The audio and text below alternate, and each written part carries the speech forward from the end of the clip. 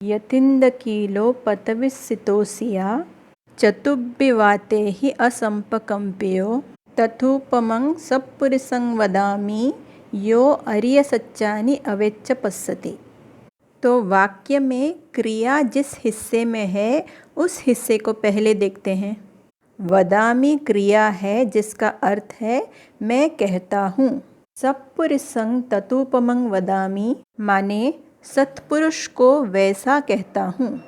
तथूपमं में दो शब्द जुड़े, तथा माने वैसा और उपमा देकर बात को समझाया है। तो तथूपमं शब्द में तथा और उपमा दो शब्द जुड़े। दूसरी पंक्ति को पहले पूरा करते हैं। यो आर्य सच्चानि अवेच्च पश्यति, जो आर्य सत्यों को जानकर माने प्रज्ञापूर्वक जानकर दर्शन करता है, पश्यति, ऐसे व्यक्ति को सत्पुरुष कहा।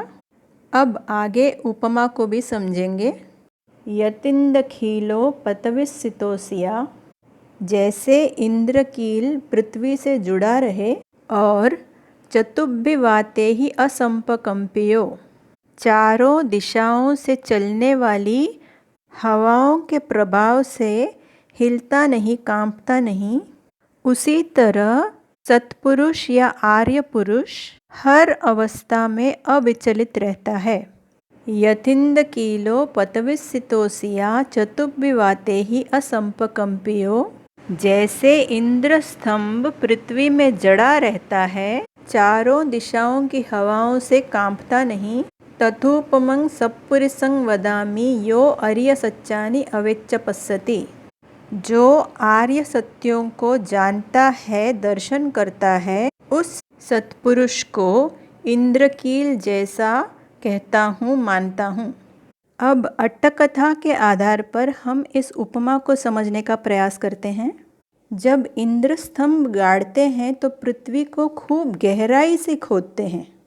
इंद्रकील को गहराई में गाड़ने की वजह से वो चारों दिशाओं की हवाओं से प्रभावित नहीं होता है, स्थिर रहता है।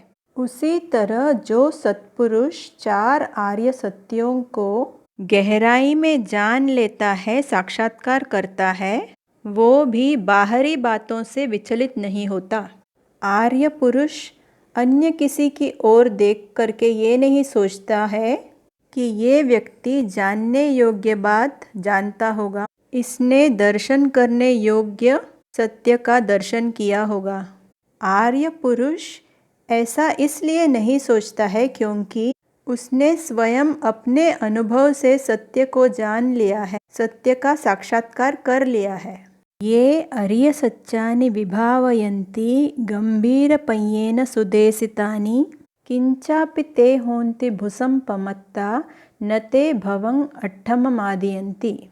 जो गंभीर प्रज्ञावान भगवान बुद्ध द्वारा उपदिष्ट आर्य सत्यों का भली प्रकार साक्षात्कार कर लेते हैं, यदि वे बहुत प्रमादी भी हो जाएं, तो भी आठवां जन्म ग्रहण नहीं करते। यहाँ श्रोतापन्न की बात हो रही है, तो कहा न ते भवं अट्ठमं आदयन्ति।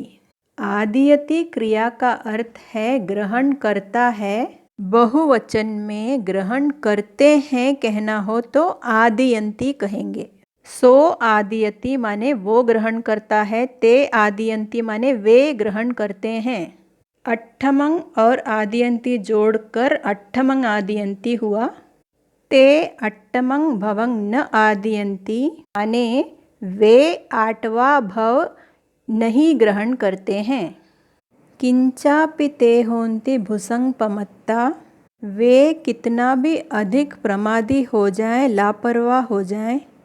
ये आर्य सच्चानि विभावयन्ति गंभीरपय्येन सुदेशितानि, सर्वज्ञ बुद्ध की प्रज्ञा बहुत गहरी है, इसलिए उन्हें गंभीर पय्यों कहा। गंभीर पय्येन तृतीया विभक्ति है। इसका अर्थ है बुद्ध द्वारा या गंभीर प्रज्ञावान द्वारा। सुदेशितानि, देशित का मतलब है उपदिष्ट, देशना की गई। सुदेशित का मतलब हुआ भली प्रकार उपदिष्ट। यहाँ सुदेशितानि विशेषण है जिसका संबंध आर्य सच्चानी संज्ञा से है। आर्य सत्य 4 हैं तो बहुवचन में आर्य सच्चंग का आर्य सच्चानी हो जाता है। गंभीर पय्येन सुदेशितानि आर्य सच्चानी माने गंभीर प्रज्ञावान द्वारा भली प्रकार उपदिष्ट 4 आर्य सत्य। ये विभावयन्ति जो स्पष्ट करते हैं। एक वचन में यो विभावयति होगा। शब्दकोश में विभावयति क्रिया का अर्थ बताया स्पष्ट करता है। तो अट्टकथा में देखते हैं कि इस शब्द को कैसे समझाया गया है। पर्दे पर आखिरी पंक्ति देखें।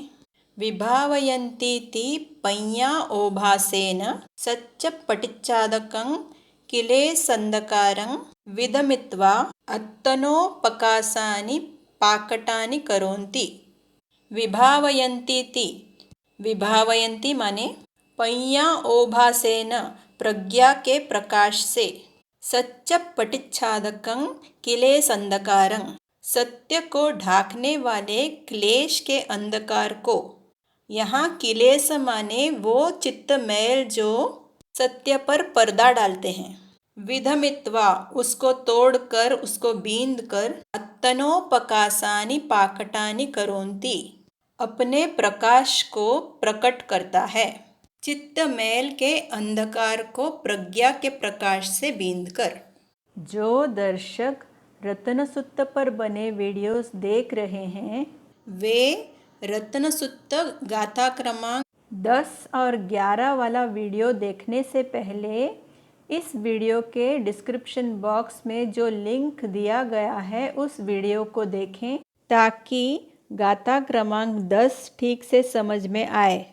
उस वीडियो का नाम है पंच ओरम भाग्यानि संयोजनानि पंच उद्दम भाग्यानि संयोजनानि। संयोजन का मतलब है बंधन और उस वीडियो में 2 बंधनों के विषय पर चर्चा किया है।